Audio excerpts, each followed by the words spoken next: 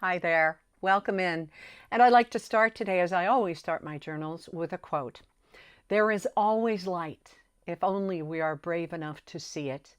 There is always light, if only we are brave enough to be it. Those are the words of Amanda Gorman, the poet laureate who spoke yesterday at the Biden-Harris inauguration. Wow.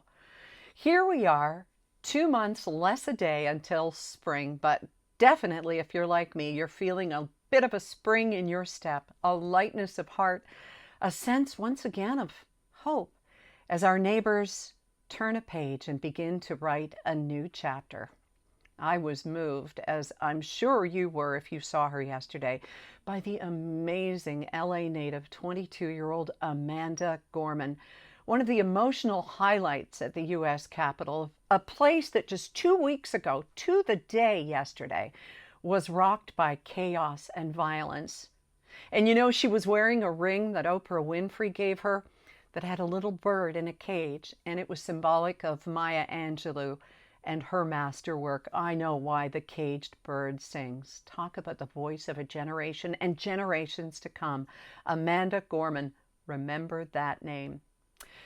I think we're all looking for something to soothe our souls and make our hearts feel lighter these days. And that's why this new project I've embarked on is just so extra timely.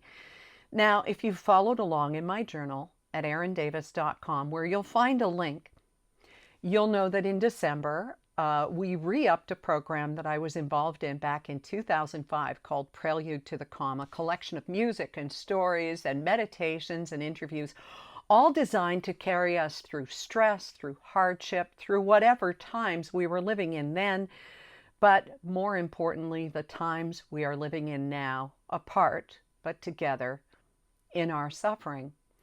So now we've moved on to something called 7 Days of Support. It's just launched. It hasn't launched officially yet, but this is just kind of what we call a soft launch, and you're invited to take part in this. It's also free. I promise you that.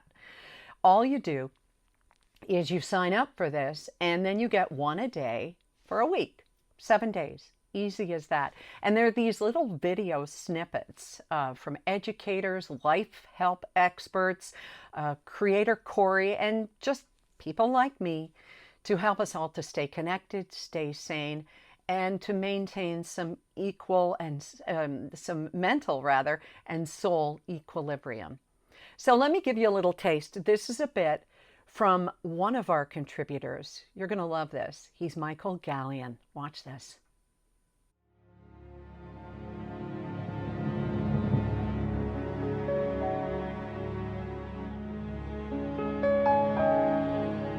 So here's something to think about.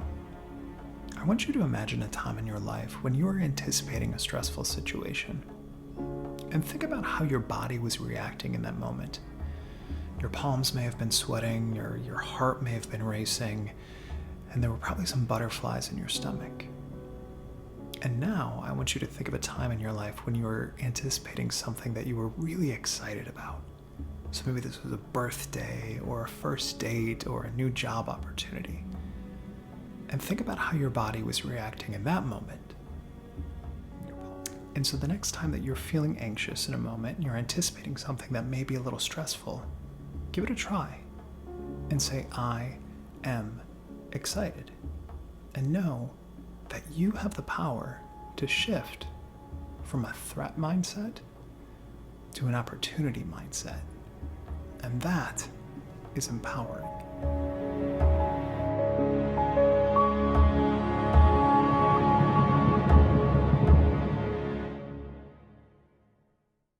Isn't he wonderful?